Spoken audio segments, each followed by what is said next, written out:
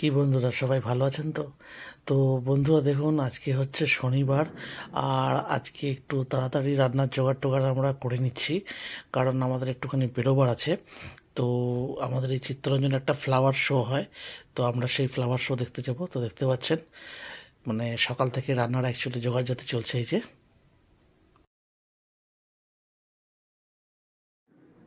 তো বন্ধুরা যেহেতু আজকে অ্যাকচুয়ালি শনিবার, তো বিশেষ সেরকম কিছু রান্না হবে না।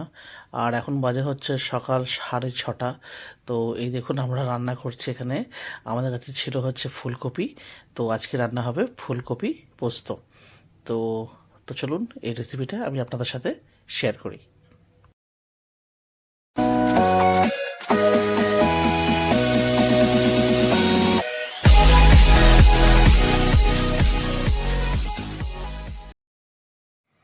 তো দেখুন বন্ধুরা, প্রথমে আমরা ফুলকপিটাকে ডুমো করে করে ছাড়িয়ে নিয়েছি। আর পোস্তও দেখুন সাথে আমরা বেটে নিয়েছি, পোস্ত আর কাঁচা লঙ্কায়। আর এখানে নিয়ে নিচ্ছি বড় ওভেন, বড় কড়াই। তো বন্ধুরা, আমরা বড় কড়াই এই জন্য নিয়েছি কারণ যেহেতু আমাদের কাছে মানে যে পরিমাণ ফুলকপি রয়েছে সেটা অনেকটাই। আর এই রান্নাটা হবে সর্ষের তেলে। তো দেখুন, প্রথমে সর্ষের তেল কিছুটা নিচ্ছি, গরম করতে দিচ্ছি। আর এটা গরম হয়ে গেলে এতে আমি দিয়ে দেবো কেটে রাখা ফুলকপিগুলো, এবং তারপরে এটাকে জাস্ট ভালো করে আর কি ভাজতে হবে। তো বন্ধুরা, ফুলকপি পোস্ত খুবই ইজি। প্রথমে জাস্ট এই তেলটা দেখছেন যেরকম হচ্ছে গরম, আর এরপরে দিয়ে দেবো ফুলকপি। এই যে ছাড়িয়ে রেখেছিলাম ছোটো ছোটো করে। ছোট মানে এটা একটু মানে ছোটোর থেকে একটু বড় সাইজের, কারণ আবার যদি একদম যদি বেশি বড় বড় হয় আপনারা দেখতেই পাচ্ছেন যে সাইজটা। তো বন্ধুরা, সাইজটা কিন্তু কোনো ম্যাটার নয়, মানে আপনারা যেরকম চান। আপনারা যদি চান যে আপনারা এর থেকে আরেকটু ছোট করবেন, তাহলে কিন্তু কোনো অসুবিধা হবে না। আর আমাদের কাছে যেহেতু ফুলকপির মাত্রাটা মানে যে পরিমাণটা অনেকটাই ছিল, সেহেতু আমরা এতে কোনো আলু দিইনি, শুধুমাত্র ফুলকপির পোস্ত করেছি। আর অনেকে ফুলকপির পোস্ততে পেঁয়াজ দেন, কিন্তু আজকে যেহেতু শনিবার তাই এতে আমরা কোনো রকম পেঁয়াজ টেঁয়াজ কিছু দিইনি। আর বন্ধুরা, আজকের এই রান্নাটা কিন্তু আমিই করছি।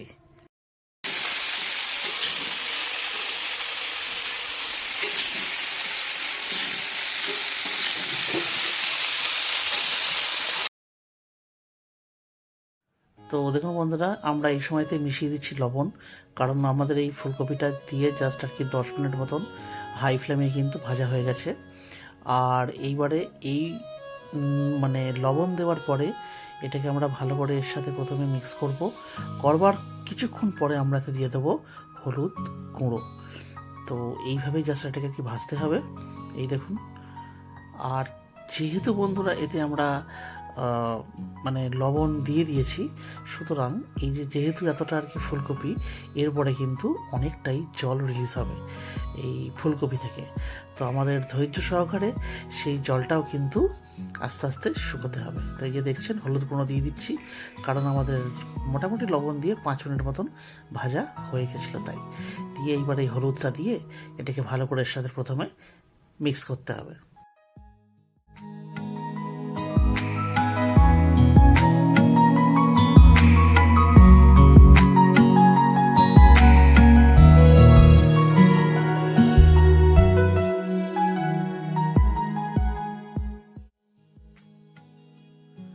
তো দেখুন বন্ধুরা, একদিকে আমি দেখুন মানে রান্নাও করছি, আর এদিকে দেখুন চাও খাচ্ছি, কারণ আজ যেহেতু অনেক সকাল সকাল উঠতে হয়েছে।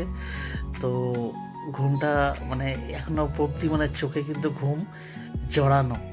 তো যাই হোক, আর দেখুন এখানে আমাদের এটা কিন্তু প্রায় 15 মিনিট মতন ভাজা হয়ে গেছে। ঠিক আছে, তো ভাজাটা দেখুন মনে হচ্ছে আর একটুখানি হবে। এরপরে এতে আমরা দিয়ে দেব পোস্ত বাটা। তো বন্ধুরা, এই যে দেখছেন পোস্তটা রয়েছে, আমরা কিন্তু একেবারে এর সাথে কাঁচা লঙ্কা দিয়েই কিন্তু মিক্সিতে বেটে নিয়েছি। আর ঝালটা মানে পোস্ত আমাদের বাড়িতে একটু ঝালঝালি খায়, অবশ্য এটা কিন্তু সম্পূর্ণ ব্যক্তিগত ব্যাপার। তো বন্ধুরা, এখানে একটা ট্রিক্স আমি একটু বলি, মানে যারা ঝাল পছন্দ করেন, এই ট্রিক্সটা কিন্তু শুধুমাত্র তাদের মানে ওনাদের জন্যই।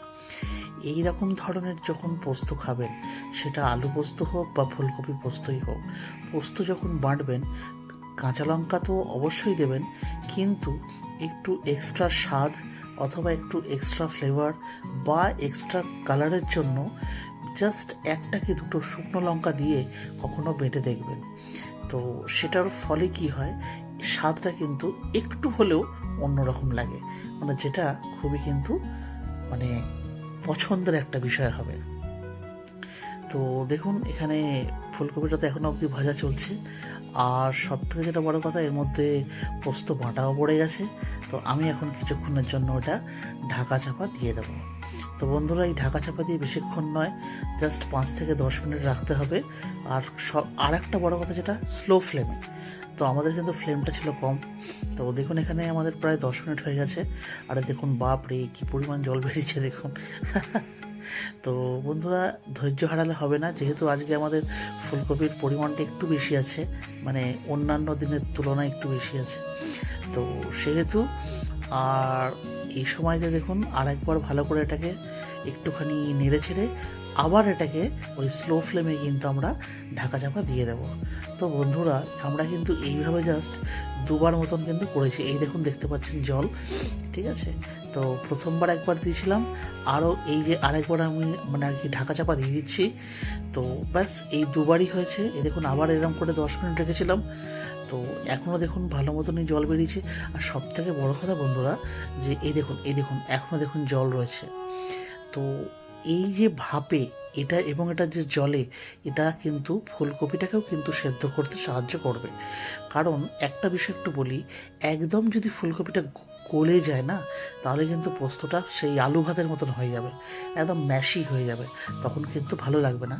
তো সুতরাং আমরা এই 10 মিনিট করে দুবার আর কি দিয়েছিলাম ঢাকা চাপা। আর এই দেখুন তুলে এখন আমরা যা দেখতে পাচ্ছি, ঠিক আছে। তো বন্ধুরা, এই সময়তে আমরা দিয়ে দেবো এতে 1 পলা মতন সর্ষের তেল।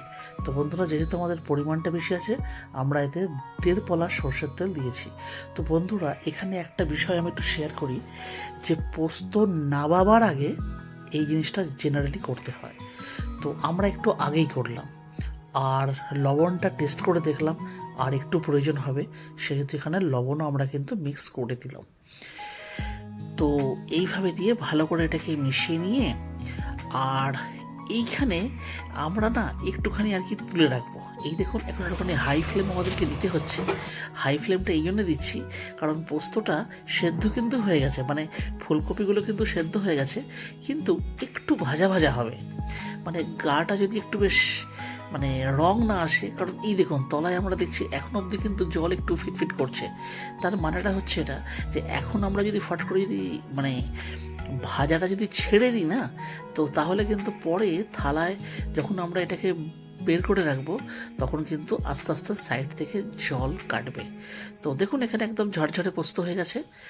আর এই সময়তে বন্ধুরা, আমরা যেটা তুলে রাখছি, এটা কিন্তু আমার বাবার জন্য তুলছি, কারণ বাবা লবণ একটু কম খান। আর এখন এতে যে পরিমাণ লবণ রয়েছে, সেটা কিন্তু বাবার জন্য একদম উপযুক্ত। হ্যাঁ, কারণ বাবার প্রেশারের একটু সমস্যা ছিল বলে বাবা লবণটার কি বরাবরই একটু কম খান। তো এটার পরে কিন্তু আমরা এতে আরেকবার একটুখানি লবণ মিক্স করব, আর লবণটা মিক্স করে আমরা এটাকে আরেকটুখানি ভাজা ভাজা হতে দেব। এই যে দেখুন আমরা এতে লবণটা কিন্তু মিক্স করছি আরেকটু দিয়ে, আরেকটু এই দেখুন আমি আপনাদেরকে দেখিয়ে দিচ্ছি, জল কিন্তু নেই, সমস্ত জলে কিন্তু শুকিয়ে। এই দেখুন বন্ধুরা, 1 ফোঁটা কিন্তু আর জল নেই, একদম ড্রাই হয়ে গেছে। আর বন্ধুরা, এত ভালো মানে অসাধারণ একটা সেন্ট উঠেছে। কারণ দেখবেন পোস্ত রান্নার সময় সেন্ট তো খুব ভালো বেরোয়, কিন্তু এরকম পোস্তটা যখন একটু ভাজা ভাজা হয়ে যায়, উফ বাপরে বাপ। যাই হোক বন্ধুরা, এখন প্রায় 8টা বাজে। আর হ্যাঁ, মাঝখানে মানে এটাকে আমরা একটুখানি টাইম নিয়েই হয়েছে। তো এই দেখুন পোস্ত হয়ে গেছে, আমরা কিন্তু এবারে গ্যাসের ফ্লেমটাকে অফ করে দিলাম। আর এবারে এটাকে আমরা পাত্রে তুলে রাখবো, আমাদের যে পাত্রে রাখার। তো বন্ধুরা, এতটা বেশ অনেকটাই হয়েছে। দেখুন আমি আপনাদেরকে দেখাচ্ছি, এ দেখুন একটা থালা তো ভরে গেছে, ওইদিকে রাখা আছে, আর একটা থালায় দেখুন হচ্ছে। তো বন্ধুরা, যদি আমাদের এই ভিডিওটা আপনাদের ভালো লেগে থাকে, তাহলে ভিডিওটাকে অবশ্যই একটি লাইক দেবেন। যদি চ্যানেলে কোনো নতুন ব্যক্তি এসে থাকেন, তাহলে অবশ্যই চ্যানেলটিকে সাবস্ক্রাইব করবেন এরকম ধরনের ভিডিও আরও দেখবার জন্য। তাহলে বন্ধুরা আজকে ভিডিওটা আমরা এখানেই শেষ করছি। আবার দেখা হচ্ছে অন্য একটা ভিডিওতে অন্য কোনো রেসিপির সাথে। ততদিন অবধি নিশ্চয়ই ভালো থাকবেন। টাটা।